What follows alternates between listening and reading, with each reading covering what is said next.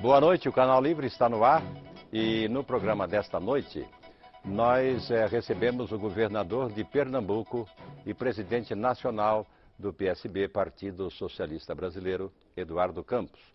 Nós vamos falar do papel da base aliada no governo Dilma, da importância do seu partido, o PSB, na cena política brasileira, das recentes crises da esplanada dos ministérios. Na segunda parte do programa, vamos aí mergulhar de cabeça na economia e nas coisas de Pernambuco, que é uma economia que está crescendo em quantidade e em qualidade. E também dos desafios da região nordeste do país a partir desse olhar pernambucano, digamos assim. Para entrevistar o governador Eduardo Campos, estão aqui comigo na bancada os jornalistas Fernando Mitre e Fábio Panunzio. Antes, porém, um pequeno retrato do nosso convidado. Eduardo Henrique Ascioli Campos está no segundo mandato à frente do governo de Pernambuco. Em 2010, foi reeleito como governador, com a maior votação proporcional do país, 83% dos votos. Neto de Miguel Arraes, Eduardo Campos começou cedo na política. Em 1986, participou da campanha que elegeu o avô governador de Pernambuco pela terceira vez. Foi chefe de gabinete de Arraes entre 1988 e 1990, ano em que foi eleito deputado estadual, já pelo Partido Socialista Brasileiro. 4 anos depois, chegava ao Congresso Nacional. Foi secretário do Governo e da Fazenda de Pernambuco. No terceiro mandato, como deputado federal, já em 2002, se destacou como articulador do governo Lula nas reformas da Previdência e tributária. A proximidade com o presidente o levou ao Ministério da Ciência e Tecnologia. Foi o ministro mais jovem do governo Lula. Presidente nacional do PSB desde 2005, Eduardo Campos é apontado hoje como um dos principais nomes da renovação política brasileira. Há 6 anos no comando de Pernambuco, Eduardo Campos tem entre as conquistas o crescimento da economia do estado, hoje a maior da região. A transparência na gestão dos recursos também se tornou uma marca de seu governo. Por aqui, a população pode acessar e checar as contas públicas pela internet. Governador Eduardo Campos, nós vamos agora partir para a questão nacional, a do momento, né? Como comandante do PSB, que é um partido da base aliada, mas partido com luz própria, descolado de qualquer outra sigla da própria base aliada, como o senhor avalia essa erupção da crise, digamos assim, na esplanada dos ministérios e o desempenho do governo Dilma na resolução dessa crise, que aliás é de fundo mais moral do que político? Bem, primeiro, boa noite a todos e todas que estão em casa, meus cumprimentos a vocês. Eu vejo que a presidente Dilma tem um enorme desafio, o desafio de suceder um governo super aprovado como o governo do presidente Lula, um político com a forma do Lula se relacionar com a sociedade. Além de pernambucano. Além de pernambucano, que é uma virtude importante.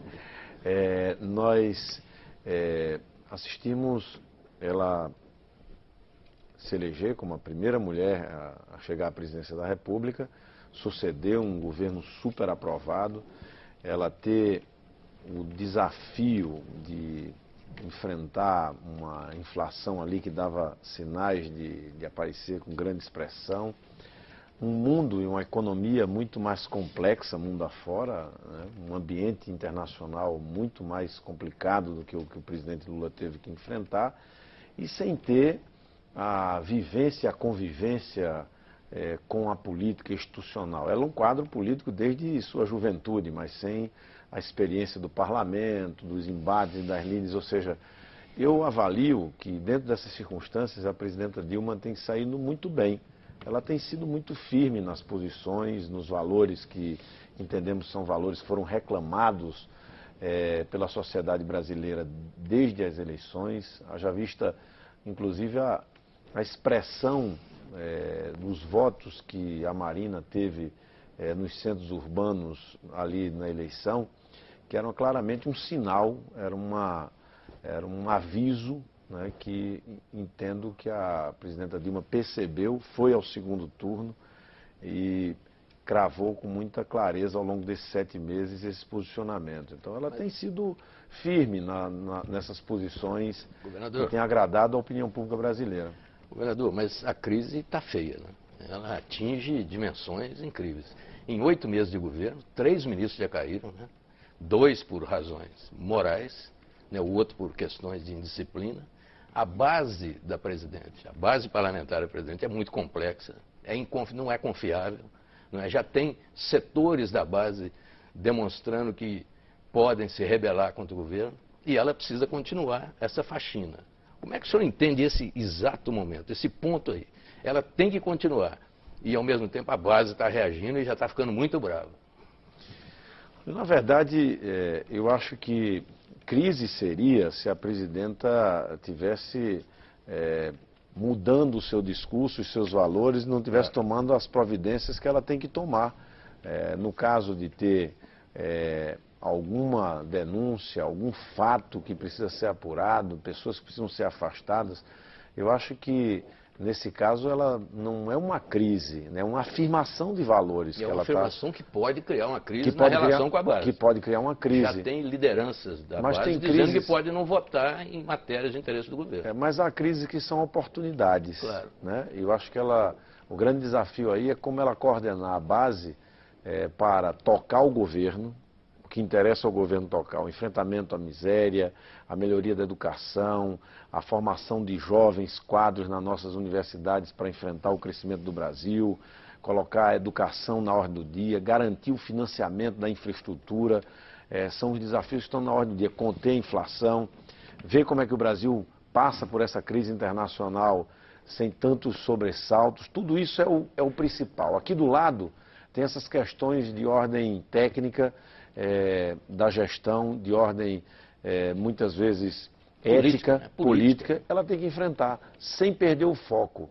Os órgãos de controle estão aí funcionando no Brasil graças à democracia. Quem foi que deu força ao Ministério Público? Quem foi que deu força ao Tribunal de Contas? Quem deu força à atuação da Polícia Federal? Foi o Brasil viver uma democracia. Nós ajudamos a construir isso. Os órgãos de controle, inclusive interno, como a CGU, cuidem de quem está fazendo algo errado e vamos cuidar de fazer o certo pelo Brasil. Governador, agora, isso aqui o mito se refere, quer dizer que é uma reação política a um problema moral, pode realmente trazer problemas na organização da base. Eu queria saber se o senhor percebe nas atitudes de Dilma algo diferente da praxe do governo Lula, porque ela demitiu o principal ministro do governo, que era o ministro Palocci, demitiu toda a cúpula dos transportes. E agora tem esse episódio lá no turismo e no Ministério da Agricultura que envolve um grande aliado, que é o PMDB. O PMDB já tinha dito há umas 2 semanas, mais ou menos, que com ele a história é outra. Será que é mesmo? Quer dizer, uma questão moral no Brasil pode virar uma intrincada questão política a ponto de ameaçar a governabilidade de um país? Sinceramente, eu não sou daqueles que alimentam essas diferenças entre a presidenta Dilma e o presidente Lula. A presidenta Dilma tem um estilo, uma formação diferente do presidente Lula. E é bom que a gente saiba que eles são diferentes na caminhada, na forma, muitas vezes, de lidar com determinados assuntos, mas eles são comprometidos com o mesmo projeto político. Ninguém nesse país vai ver a presidenta Dilma separada do presidente Lula.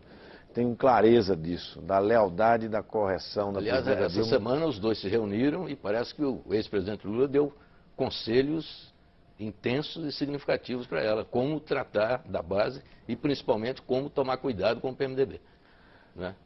Com certeza, alguém que tem a caminhada do presidente Lula, 8 anos como presidente da República, é importante que seja ouvido. Eu vejo muitas vezes o PSDB, quando vive uma crise, e a casa do Fernando Henrique. É importante ouvir que o PSDB ouça o presidente Fernando Henrique, como é importante que o nosso campo político ouça o presidente Lula. A presidenta Dilma tem a condução do processo. Ela tem senso de responsabilidade e de autoridade. Agora, eu acho que ela não vai transigir, como nós não vamos transigir, seja de qual partido for, tem que cumprir a lei. Esses valores estão sendo reclamados pela juventude brasileira, pelo empresariado brasileiro, pelos autônomos brasileiros, pela nova classe média, que nós queremos ver a política sendo feita com decência. Só interessa melar a política àqueles que querem o conservadorismo.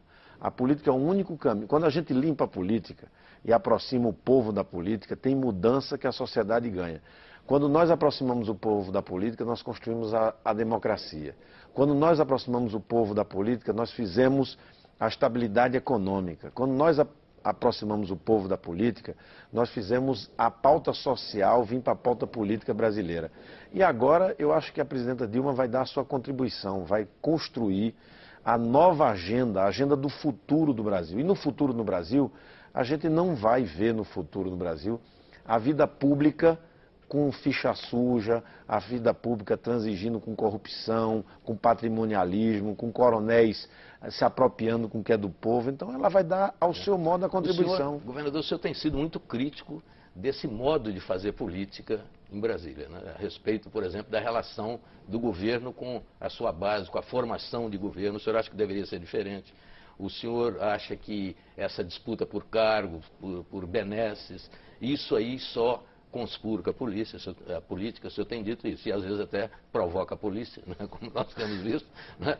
Agora, não se deu nenhum passo nesse sentido, né? O senhor pega a base do governo, o modo como foi formada essa base, é puro pragmatismo ali de um lado e necessidade de governabilidade do outro. Quer dizer, nós não estamos engatinhando nesse ponto que o senhor condena. Com o aparelhamento ainda em quinta marcha? Olha, eu na verdade, sou um defensor da meritocracia no serviço público. Acho que a política é uma atividade muito importante, nobre. É por ela que a gente vai construir cidadania, desenvolvimento equilibrado e sustentável. É esse o caminho e nós precisamos construir novos valores para a política brasileira. E isso deve ser um compromisso de todos os partidos que têm interesse em aproximar a sociedade da política e fazer a agenda do Brasil do futuro. E entendo que, se a gente for para outros países, mundo afora, a gente vai ver participação de partidos, com coalizões, participação, mas nós não podemos fazer isso, né, nos arremedos, nos arranjos que levam muitos incompetentes, interesseiros ou pessoas que não têm uma devida formação a ocupar pontos chaves na máquina. Nós temos que prestigiar os partidos com ação concreta, os prefeitos com obras, com realizações, com melhoria do serviço público, os parlamentares podendo ser prestigiados com recursos que são recarreados para políticas públicas. Eu acho que botar nas caixinhas em Brasília e dos órgãos, nos DAS da vida, na esplanada, só porque o meu partido ou outro partido indicou, está errado. Nós temos que fazer com que o mérito possa ser observado. E a gente precisa que essa máquina pública valorize servidores, se crie carreiras de Estado. Para cada mudança de governo, não tem mudança de todas as caixinhas. É impossível isso, não é assim na França, não é assim na Inglaterra, não é assim nos Estados Unidos, né? Em qualquer empresa. Agora, isso leva um tempo, Mitri. Isso não é uma coisa que se faça por decreto, isso se faz com acúmulo, né? com democracia, com anos de liberdade, com a imprensa chamando a atenção, como vocês estão chamando aqui a atenção, para que se ganhe essa consciência. Mas eu queria saber do senhor, que é um homem que está habituado ao poder, como é isso na prática, né? Porque parece que há no Brasil uma cultura do pragmatismo, mas não é uma cultura de corrupção. É natural que um líder político vá para a televisão e diga assim, se o meu partido não for contemplado com tal coisa, objetivamente, ele vai votar contra tal projeto. Quer dizer, existe uma desvinculação clara entre interesse patriótico ou ideológico ou qualquer outra coisa e a necessidade eventual de qualquer demanda conjuntural dos partidos. Tem que quebrar essa cultura, mas como é que faz isso na prática? Na prática, nós fazemos isso, na verdade, acumulando democracia, fazendo com que, por exemplo, experiências como as experiências municipais, as experiências nos governos, que estão renovando essa prática política, começam a surtir efeito. Tem vários estados e vários municípios e áreas do próprio governo federal, onde você já começa a ver, cito, por exemplo, uma área como a de ciência e tecnologia. Nós conseguimos já, no governo do presidente Lula, no último governo do presidente Fernando Henrique, no governo da presidenta Dilma, que, por exemplo, os institutos de pesquisa, hoje, Como é que se chegam ao nome que vai dirigir o Instituto de Pesquisa? Comitê de busca. Como é que é isso? É um edital, quem tem formação para aquela área se candidata, apresenta um projeto, é submetido a uma banca de examinadora que faz uma lista tríplice e a presidência designa. Nós estamos levando essa experiência, por exemplo, para a área da educação em Pernambuco, onde nós estamos designando... Em Pernambuco, governador, em Pernambuco o senhor tem uma certa facilidade, né? Quantos deputados da oposição o senhor tem lá? Não, temos uma oposição forte do ponto de vista da história, número de partidos. Agora temos um diálogo, nessa última eleição nos deu um conforto de ter na Assembleia 40 dos 49 deputados e fizemos 20 dos 25 deputados federais e os 2 senadores. O senhor tem o apoio de 40 entre 49. Dos 49. E isso permitiu ao senhor fazer esta revolução na área da gestão, na área da meritocracia. Nós começamos a fazer essa mudança já em 2007. Ali, quando assumimos o primeiro mandato, antes de assumirmos, na verdade, com a ajuda do Movimento Brasil Competitivo, nós tivemos todo um apoio de suporte de gestão para inovar na gestão pública. E, a partir daí, instituímos carreiras no estado de gestão, tanto no planejamento, como na administração, como nas finanças. Instituímos remuneração variável na educação, na área de segurança pública, com prêmios das áreas que têm redução da violência, na área da saúde também. Prêmio para setores policiais, por exemplo, Sim, que tem bons resultados? Tem bônus trimestral para indicadores de segurança nas 26 áreas em que são distribuídos o Estado. O Estado é distribuído em 26 áreas. As áreas que batem meta têm bônus trimestral por resultado e tem um bônus anual que chega próximo a um 14º salário. E como é o sistema de acompanhamento dessas metas? Como é o controle disso? Isso tem uma equipe que faz o monitoramento e todo mês eu faço cheque com as lideranças das equipes de polícia das 26 áreas dos números que são cotejados e levantados pela equipe técnica. Agora, governador, o que o senhor faz lá em Pernambuco? Porque o Pernambuco é Brasil, a gente tem as mesmas forças atuando ali no Poder Legislativo local. Eu queria saber o seguinte, como é que o senhor trata lá o pedido de natureza fisiológica do deputado da sua base ou do deputado da oposição, quando eventualmente o senhor precisa dele? Como é que o senhor encaminha essa negociação? Que é uma negociação que é praticamente o padrão de relação entre o parlamento e o Poder Executivo no Brasil, né? Na verdade, nosso governo tem a participação de muitas pessoas que não são de partido nenhum. E temos a participação de representantes dos mais diversos partidos que estão compondo a nossa base de sustentação, que são 19 partidos. Nós, ao chamarmos um companheiro do PDT, ou um companheiro do PT, ou alguém do PSB, que vem compor o governo, os partidos me indicam um conjunto de nomes, uma lista, eu escolho o secretário. E a partir dali, ele monta a equipe dele, ele tem a delegação para montar a equipe dele. Não é como no governo federal, em que o presidente indica o ministro e o partido indica o secretário executivo ou vice-versa. Não é isso, eu chamo alguém que vai liderar uma equipe. O seu secretário tem poderes para montar a equipe dele. Monta a equipe dele e vai me prestar resultados. Erra todo mundo. Erra todo mundo. Ele vai cobrar resultados numa gestão que tem meta, que tem medição de resultados, que tem uma governança efetiva, que semanalmente nós estamos acompanhando duas áreas do governo. Nós temos 10 objetivos estratégicos definidos no governo, que é uma leitura do nosso programa, uma participação da sociedade em grandes seminários regionais que fizemos, tem um mapa da estratégia, e nós, a cada objetivo estratégico, vem os secretários envolvidos, por exemplo, educação e ciência e tecnologia. Vem os secretários da área, a atividade e meio. Se coloca os objetivos estratégicos que foram definidos e se vê o cronograma de execução de cada um deles. Um secretário desse que escolheu mal, dificilmente ele demora. Rapidamente, se ele compôs a equipe com alguém que não tem padrão, ele vai tirar alguém que não tem padrão, porque ele não vai passar a vergonha de estar vendo ali outros funcionarem e ele não está funcionando. Na implantação do seu projeto, vitrine, na implantação desse projeto de meritocracia, até agora, qual foi a área de maior resistência dos partidos ou das repartições? Eu acho que, no início, algumas áreas específicas da máquina reagiram fortemente. Mas depois que vê que é um processo irreversível, há um certo encantamento pelo modelo, porque os efeitos começam a ser percebidos. Por exemplo, a escola. A escola que tem como referência a regional de educação. Professor que leva a sério a sua missão tão importante, vê que o diretor da regional de educação não foi escolhido por um deputado ou por um político, mas por uma banca examinadora.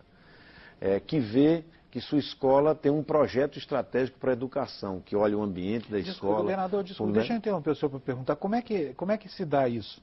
Porque os sistemas que a gente conhece são aqueles em que há um corporativismo, e aí os próprios professores elegem o diretor, ou aquele do apadrinhamento político, em que o diretor é escolhido por indicação de algum deputado ou coisa parecida.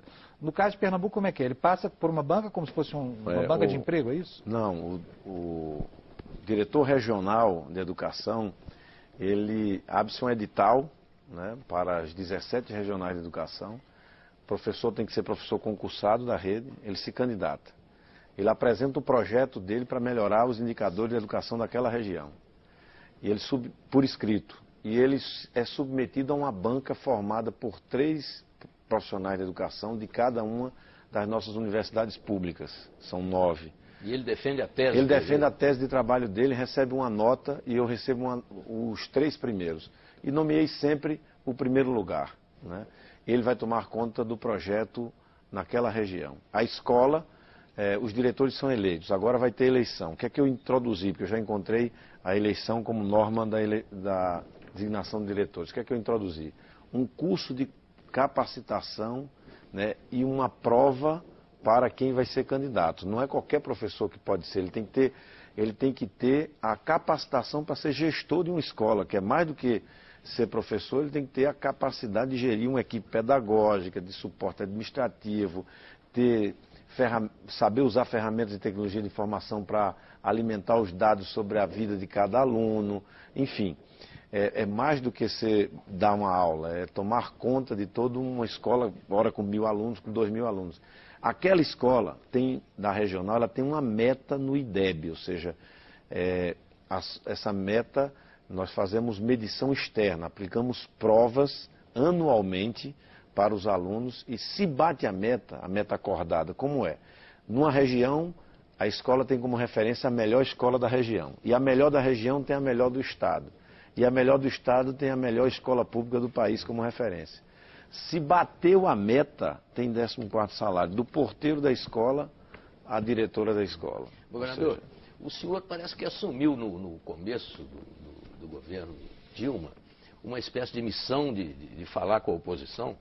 Ou o senhor mesmo sugeriu isso e começou a fazer alguns contatos, tentando uma relação, digamos, civilizada com a oposição.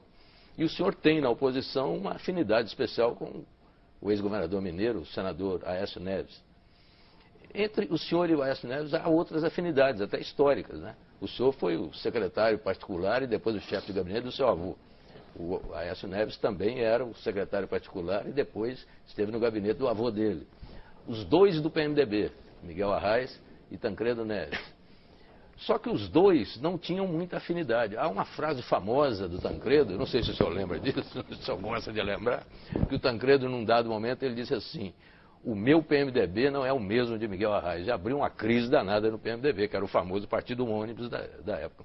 O senhor, ao contrário, o senhor está num partido que não é o do Aécio, mas parece que vocês têm mais afinidades do que Tancredo e Arraes. Eu queria saber como até onde vai essa afinidade sua com a Aécio. Vocês têm alianças políticas. Em Belo Horizonte, por exemplo, o senhor ajudou a eleger um prefeito do seu partido. Como é que isso está agora nas articulações para as próximas eleições? E as suas relações com a Aécio, como é que são?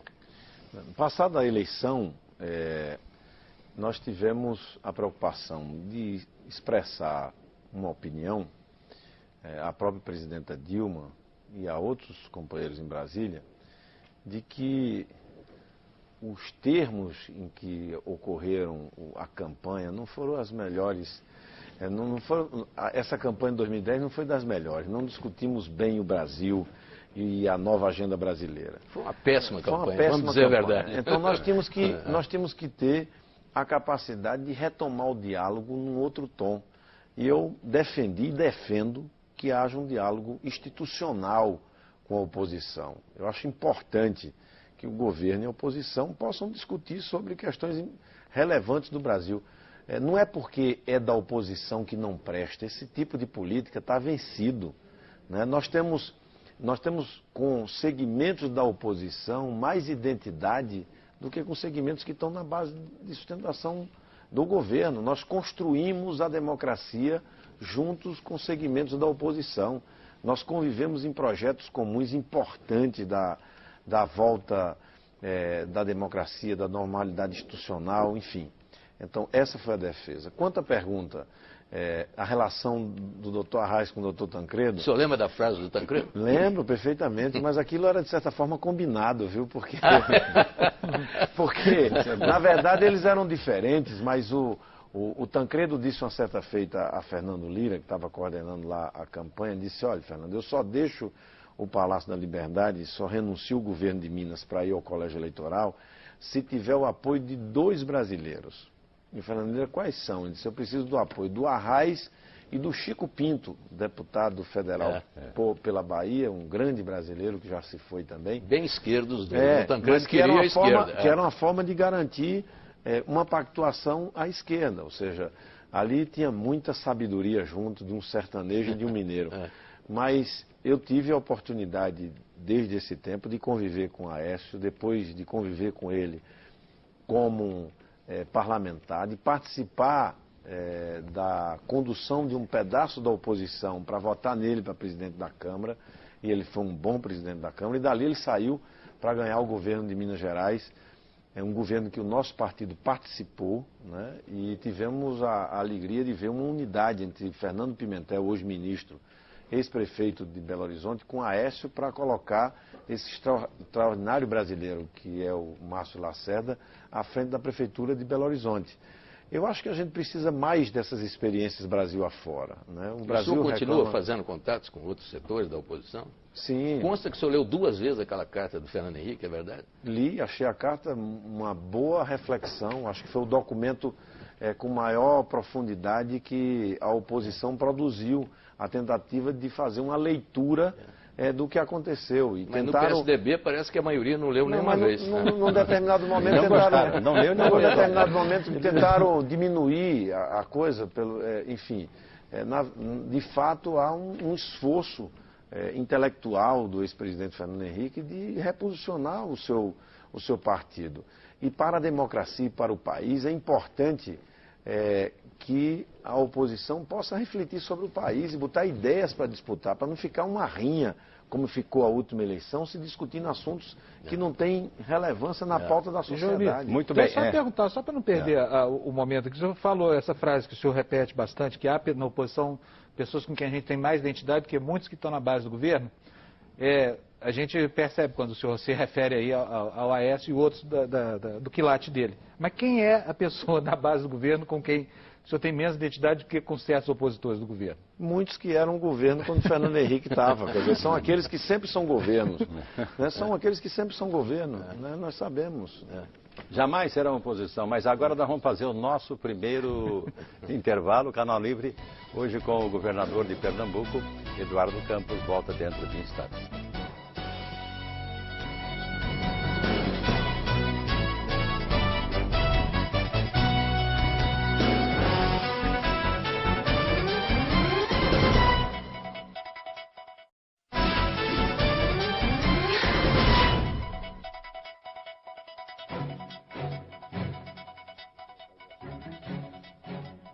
Estamos de volta com o Canal Livre, que esta noite recebe o governador de Pernambuco e presidente nacional do PSB, Eduardo Campos. Bom, Pernambuco tem hoje uma economia em plena ebulição. É, aliás, o estado que mais cresce no país. Mas todo esse crescimento traz também novos desafios, até porque uma vez o Roberto Campos deixou escrito que a economia só resolve um problema antigo criando 2 problemas novos. Vamos lá, então.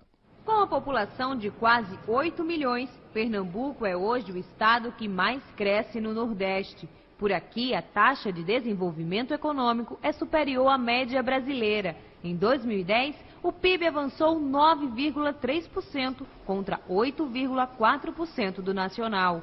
Resultado do processo de reindustrialização que o Estado vive, com a implantação de novos polos industriais, como o petrolífero, o naval e agora também o automobilístico. Investimentos que têm ajudado a diminuir o índice de desemprego. Em junho, a taxa de desocupação na região metropolitana foi de 6,1%, a mais baixa para o mês desde 2002. Pernambuco começa a se estruturar para a Copa de 2014. Uma parceria público-privada está construindo a cidade da Copa, que além da arena vai ter um bairro todo planejado. Mas para receber o mega evento do futebol, ainda há muito a ser feito, a começar pela mobilidade. Esta é uma das principais avenidas do Recife. Por aqui, todos os dias, passam cerca de 100 mil veículos. Um fluxo intenso que nos horários de pico obriga o motorista a se manter a uma velocidade média de apenas 5 km por hora. Com uma frota nova de quase 60 mil carros por ano, os engarrafamentos se espalham pela região metropolitana. Apesar do desenvolvimento econômico, outro antigo problema ainda preocupa o pernambucano, a violência urbana. Mesmo com o número de homicídios caindo no estado, ele ainda é alto. Somente este ano, mais de 2.236 pessoas foram mortas no estado. Bom, governador, fala-se agora em todo o país da desindustrialização do país, mas com uma ressalva, estaria havendo na contramão uma pernambucanização da indústria brasileira. É isso mesmo? Na verdade nós estamos vivendo uma reindustrialização em Pernambuco, preocupado com o que pode acontecer com a indústria brasileira e medidas estão sendo tomadas aí pelo governo federal. Mas o que é que ocorre no norte? O que era uma ameaça e no nordeste? O que era uma ameaça virou uma oportunidade. A exclusão, a condição de consumidor e de cidadão de uma parcela importante da nossa população fazia com que a nossa economia não crescesse a taxas semelhantes à taxa nacional. Quer dizer, o mercado não estava lá. O mercado não estava lá. Nós não tínhamos também vocação exportadora na economia de muitos estados. Então terminava que a economia travava. Apesar do privilégio da posição geográfica. Né? Apesar do privilégio que dá uma grande condição para a nossa logística. O que é que ocorre? Na medida em que o Brasil retoma um crescimento e a gente vê esse crescimento também se dar com a participação da demanda interna, do mercado consumidor local, com geração de emprego, com a ascensão da renda do brasileiro e da brasileira, isso impulsiona fortemente a economia do Nordeste como um todo. E Pernambuco, mais do que a demanda, vem também os investimentos em infraestrutura, a infraestrutura da logística para fazer a distribuição no Nordeste. E aí vem ferrovia, transposição, porto de Suape com grande investimento, investimentos públicos como o da Petrobras, numa refinaria, numa planta petroquímica, e tudo isso é acrescido de investimentos de um Estado que fez o dever de casa, que saltou de 5% do que arrecadava para investir e está investindo hoje 18% do que arrecada. A Fiat essa semana anunciou... Isso vai para o Guinness. Vai para o Guinness, é o maior número entre os balanços brasileiros de 2010. A Fiat anunciou essa semana um aumento da Exatamente. aplicação. Aí nós fomos focar naquilo que está acontecendo na indústria brasileira. Por exemplo, petróleo, gás e offshore. A gente sabe que com pré-sal, com o aumento da produção, vai muito. Então, nós fomos lá, nós vamos buscar estaleiros de navio, já tem um funcionando, o outro começa daqui a 15 dias a sua construção, tem mais 2 que devemos ter. Aí vamos ter, a partir daí, a petroquímica, que se liga com a retomada da indústria têxtil, que apoia a nossa indústria de confecção, ou seja, adensar essas cadeias produtivas. Aí vem automóvel. O brasileiro comprando mais carro, as montadoras têm que ampliar ou fazer novas fábricas. Aí acertamos com a Fiat a construção de uma planta que agora vai ser aumentada. Ela anunciou o investimento de 3, pulou para 4, geração de emprego que seria de 2.500, passamos para 4.500 geração direta, atraindo os sistemistas. Tecnologia de informação, que é uma vocação nossa, nós estamos atraindo investimentos. Hoje o nosso Porto Digital faturou R$ 1 bilhão na produção de software. Fomos buscar também os serviços de call center para empregar a nossa juventude, o primeiro emprego, pagar a universidade. Isso que eu queria perguntar, o jovem do interior de Pernambuco, lá daquela zona tradicionalmente de pobreza, de miséria, esse jovem está chegando no mercado de trabalho nessas áreas? Ainda não. Tá, sim, porque eu acho que as grandes obras que estão sendo tocadas e investimentos que estão indo para o interior também, porque todo o processo civilizatório brasileiro e do Nordeste também foi litorâneo. Agora nós estamos tendo uma interiorização. Uma interiorização monitorada, né? Monitorada, induzida também. Hoje nós damos mais redução tributária para quem vai para o interior, já temos universidades, nós temos um programa de ensino na escola de nível médio, de ensino integral, que levamos para o interior. Essas escolas de ensino integral é uma mudança na vida da juventude. A juventude, um jovem passar o dia inteiro na escola, ter 3 refeições, ter acesso a laboratórios não só de informática, mas de física, de química, de matemática. Essas nossas escolas já bateram a meta de 2021 do Plano de Desenvolvimento da Educação do Brasil, de 2021. Ou seja, nós queremos chegar em 2013, quando tem IDEB, entre as 3 maiores notas na escola pública do Brasil. Então, tudo isso vai preparando nossos recursos humanos para ocupar essas vagas. Tanto é que o desemprego caiu. E atrair os investimentos. E atrair os investimentos. Governador, quais são as metas que o senhor ainda não atingiu? Quer dizer, os maiores desafios e as maiores dificuldades que o senhor tem? Nós temos uma grande dificuldade nessa área de segurança pública. Nós tínhamos números muito duros. Fizemos um programa chamado Pacto pela Vida, reduzimos só na cidade do Recife 40% o nível de homicídio, mas temos que reduzir mais e mais. E duro jogo. Os bandidos nos presídios ainda comandam o crime. Um duro jogo dando melhores condições. Agora vou inaugurar agora em dezembro um presídio no regime de parceria público-privada, que vai dar condição de governança do Estado às cadeias públicas como deve ser, separando por tipo penal, por idade, uma forma... Aquele presídio lá, Romão Gomes, não era isso? O Aníbal Bruno, muito duro. Era um lixo aquele presídio. Continua muito ruim. Nós fizemos agora, estamos terminando uma obra que dividimos ele em 3, para poder ter a governança desse, que é ao lado de um presídio no Rio Grande do Sul, um dos piores do Brasil. Agora, as ações estão sendo feitas. E qual é o grave problema hoje da segurança pública? Porque tem uma coisa que é violência, outra é a sensação de segurança. Nós melhoramos muito a segurança do cidadão, mas tem muito o que fazer. Mas hoje o ponto é o crack, é a questão da droga. O tráfico está lá de corpo inteiro. O tráfico desorganizado, quer dizer, pulverizado, o microtráfico que gera a dependência de muitos jovens, de crianças, que para alimentar o seu vício vão fazer pequenos furtos.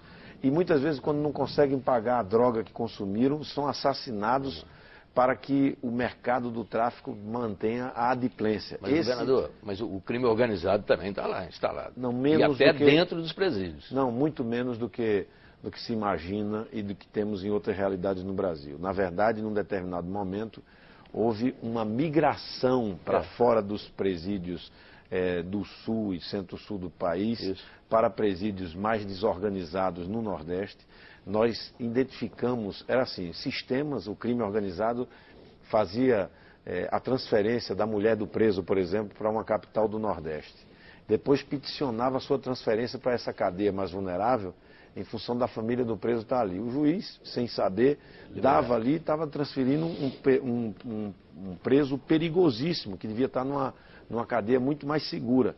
Nós retiramos 74 presos para o sistema público federal, que estava organizando exatamente esse tipo de ação nos nossos presídios. Agora, governador, uma pesquisa do CNI-IBOP, divulgada na quarta-feira, sobre a avaliação do governo Dilma pela população brasileira, pinçou dali 3 áreas que a desaprovação dos brasileiros cresceu no governo Dilma.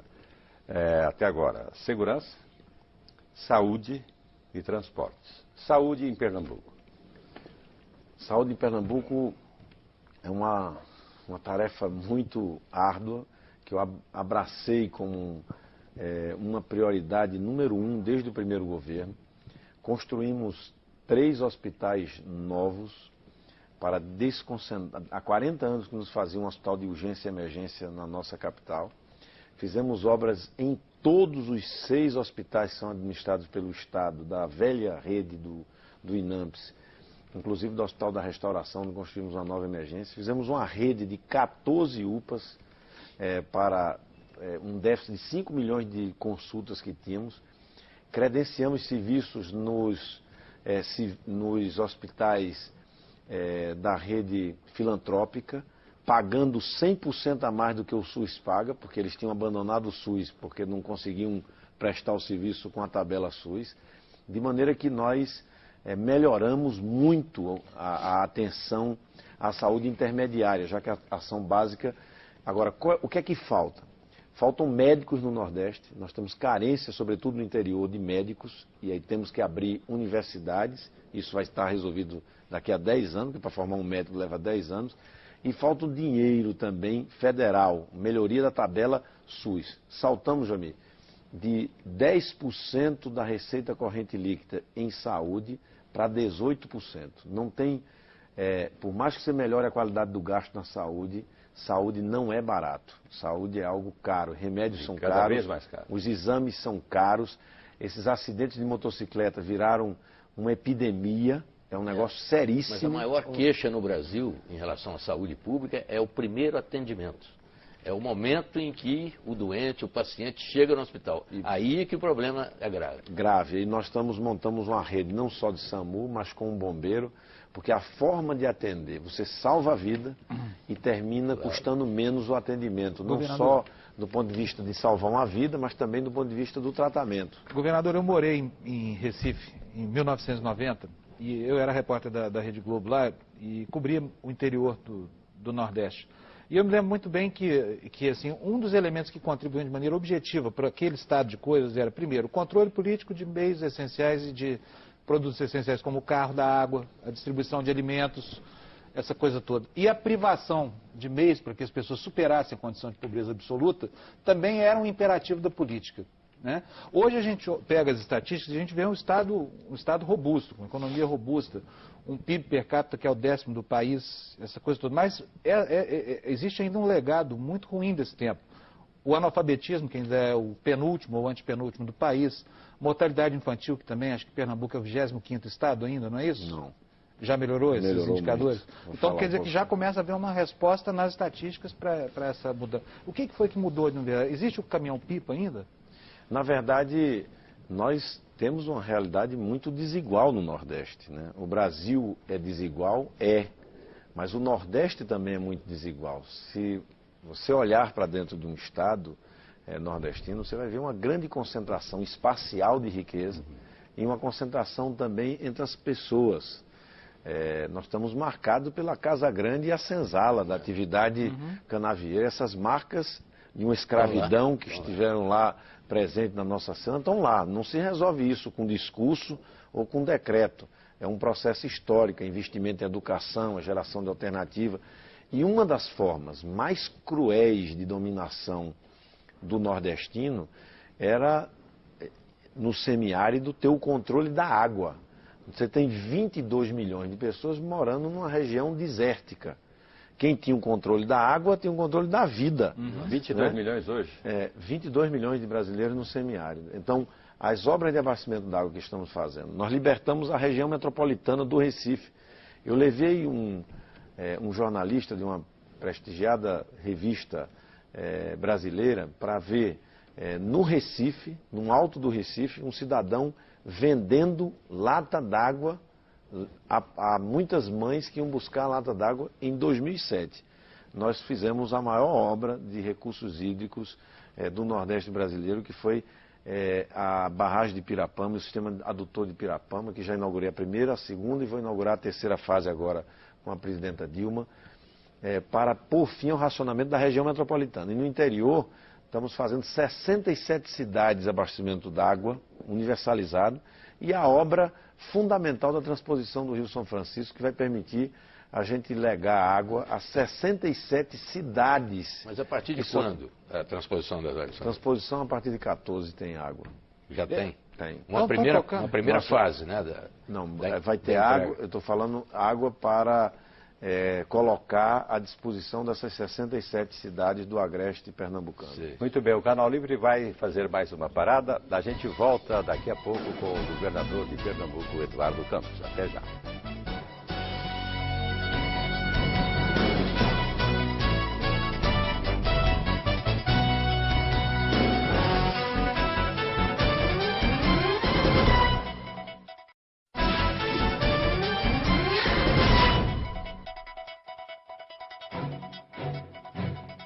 Estamos de volta para o último bloco do Canal Livre, que esta noite recebe o governador de Pernambuco e presidente nacional do PSB, Eduardo Campos. Governador, Copa 2014, como é que está o estádio, como é que está Recife? Recife está se preparando para a Copa e se preparando também para que a Copa deixe para a sociedade um legado, não só um legado da divulgação do destino turístico, da nossa cultura, da nossa culinária, do nosso artesanato, mas também para a mobilidade, que é uma questão muito séria nesse país. A região metropolitana do Recife está recebendo a cada ano 60 mil carros. Então nós temos que fazer uma aposta no transporte público, temos que fazer um debate no Brasil sobre a cunha tributária que tem sobre uma passagem. 50% da passagem é tributo. Tem mais tributo na passagem do ônibus do que na passagem do avião. Ou seja, está claro que tem alguma coisa errada e que nós precisamos discutir isso. Vamos fazer 100 quilômetros em corredores de transporte público. Para ter uma ideia, Bogotá, o Transmilênio tem 84 quilômetros. Nós vamos ter até 100 quilômetros de transporte por corredor rápido de trem, com integração, com o metrô que está se expandindo. Esse é um legado importante. A arena onde vão ocorrer os jogos, ela está sendo construída ainda. A noite passada passei por lá, estava em plena obra. Nós vamos estar com ela pronta em dezembro. Em torno dela vai surgir uma nova centralidade urbana da região metropolitana. E nós estamos muito animados. E muita coisa fica, né? Muita coisa fica para a sociedade. Essa arena, por exemplo, vai ser palco para grandes apresentações artísticas. Nós entramos no roteiro do grandes shows. O frevo leva algum nisso aí? Leva alguma vantagem? Leva, né? Porque quem for ver o jogo vai dançar um frevo no Recife, em Olinda, vai ver o artesanato do nosso interior. Ou seja, a experiência aponta de que quem foi sede da Copa aumenta 30% fixo o fluxo de turista que tinha antes da Copa. E o Carnaval vai levar vantagem, então, nisso aí. O Carnaval vai levar vantagem. O Carnaval que a Band transmite. O Carnaval que a Band transmite. Que a Band botou para o Brasil ver. Aliás, tem uma curiosidade naquele Carnaval, me perdoe, que é o seguinte: o frevo conseguiu sobreviver a esse massacre do forró de Fortaleza, da música brega. Bom, eu não gosto, sinceramente, mas o frevo sobreviveu no Carnaval de Pernambuco. Como que foi isso? Uma resistência extraordinária, cultural fabulosa. Pra você ter uma ideia, nós chegamos ao ponto de termos ativos só 12 maracatus. 12. Hoje, como reverteu a curva, nós temos mais de 120 maracatus vivos. Nós temos na periferia do Grande Recife, em Olinda, em Recife mesmo, bairros que se revelam grandes mestres da música. O maestro forró, o Spock, é uma nova geração de compositores e de músicos renovando o frevo. A própria geração Mangue Beat, pelo grande Chico Sainz, que morreu muito cedo, que misturou ritmos e tem aí um legado de muitas pessoas. Ou seja, houve uma resistência e uma renovação, uma nova geração com grandes talentos que fez com que essa nova geração se encantasse novamente por esse ritmo que se renovou. A força da cultura mesmo. Governador, voltando a falar de política, né, que também propõe um certo carnaval, dependendo do ponto de vista, né? Os partidos políticos brasileiros, na verdade, eles são carnavalizados, se considerar até os teóricos da carnavalização. A gente não sabe muito bem... Carnavalização. Exatamente. A gente não sabe muito bem onde está uma ideia, onde está outra, qual é o conflito ideológico ali. Geralmente se vê aquele famoso casamento, né, de cobra d'água com jacaré nas campanhas eleitorais. Quer dizer, não há muita coerência. E nessa contradição toda, nesse clima, né, tão assim, apimentado dos partidos políticos, surgiu o partido criado aqui pelo prefeito Kassab, um partido que cresceu muito mais do que se imaginava, pelo menos a imprensa foi se assustando com aquilo. E o senhor e o Kassab têm aí entendimentos muito próximos a respeito de planos políticos. Eu queria saber como é que o senhor vê o futuro do PSB e do PSD. Na verdade, o Kassab foi se aproximando de alguns partidos que são da base do governo Dilma, a partir de uma realidade, de fato, que foi o resultado da eleição de 2010. E muitos partidos com que ele tinha relação. Nós fomos parlamentares juntos, tínhamos uma boa relação pessoal. O que é que acontece? A criação do PSD virou a janela, de fato, da reforma política. Isso. Né? Então, muitos que estavam mal colocados nos seus partidos, porque houve mudança do quadro político brasileiro. Né? Você veja, o PSDB mesmo não teria existido se houvesse as regras que tem hoje, que as pessoas não podem sair do seu partido. Porque o PSDB veio todo do PMDB, uma facção que estava desgostosa com a condição do PSDB. Muitas pessoas que saíram do MDB foram para o próprio PT, enfim. O Kassab viu essa oportunidade, né? Ele conhecedor da política no Brasil afora, fez relações enquanto esteve no Congresso Nacional com pessoas que hoje são prefeitos, são governadores, enfim. Ele fez essa cruzada pela criação do PSD e em muitos estados o PSD é formado hoje por políticos que andam juntos nos estados com o nosso pessoal do PSB, em muitos estados. Ou seja, então isso, na verdade, indica como o PSD, nessa eleição municipal, não terá tempo de televisão, né, que o PSB vai estar junto, dando tempo de televisão em muitos estados. Em alguns estados, o PSD apoiando candidatos do PSB, e em outros apoiando o candidato. E pode também estar plantando nessa eleição municipal uma aliança de maior envergadura para a outra eleição de 2014. Com certeza, uma coisa pode redundar na outra. Não é certo, porque a política não é uma... O senhor certamente estará bem perto disso aí. Não, nós temos clareza de que hoje um partido que tem 42 parlamentares, um partido que está surgindo em 27 estados da federação, ele tem um peso importante na governabilidade para a presidenta Dilma e um peso importante e expressivo para 2014. Eu queria só entender, não é blague, mas queria entender qual é a fundamentação ideológica dessa aliança, governador. Nós fizemos a pergunta aqui para o prefeito Kassab e ficou faltando a resposta, né? Ou pelo menos não Kassab disse que o partido não é nem de centro, nem de esquerda, nem de direita. E ficou bravo quando foi chamado de conservador. A questão é que o quadro partidário hoje no Brasil não oferece mesmo nenhuma definição ideológica, não. Eu, antes de terminar o programa, quero perguntar ao governador qual é o sentido do socialismo do PSB. Mas certamente não é um socialismo como era o do avô dele. Eu vou aproveitar e vou dar a resposta. É óbvio que o mundo mudou.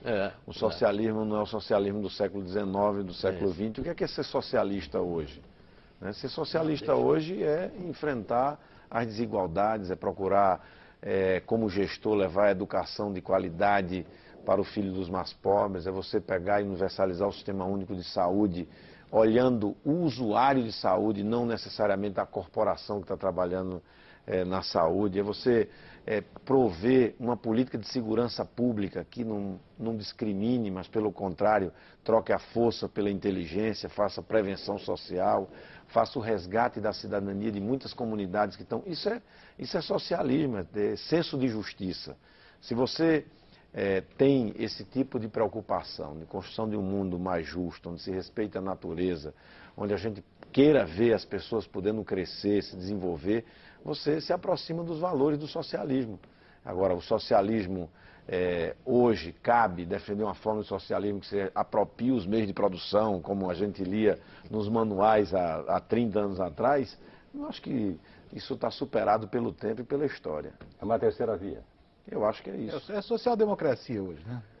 Na verdade, a social-democracia, como chegou aqui, ela chegou já bem diferente do que deveria ser a social-democracia. A social-democracia no Brasil, com todo respeito ao Fernando Henrique e os outros, a social-democracia no Brasil, ela nasceu sem base social. Ela parece que nasceu de cima para baixo. Né? Nasceu da universidade para as ruas. Né? Muito bem. Diferente da Europa, né? Diferente da Europa. Que ela teve uma formação nos sindicatos, Exatamente, nos bairros, nas comunidades. Muito bem, governador Eduardo Campos, nós estamos chegando ao final deste Canal Livre. O senhor tem mais 1 minuto para as suas considerações finais. Eu quero agradecer a vocês pela oportunidade de apresentar a quem ficou nos assistindo até essa hora esse momento bonito que vive Pernambuco. O Nordeste normalmente aparecia aqui na mídia nacional como frente de emergência, problema, né, miséria, pobreza.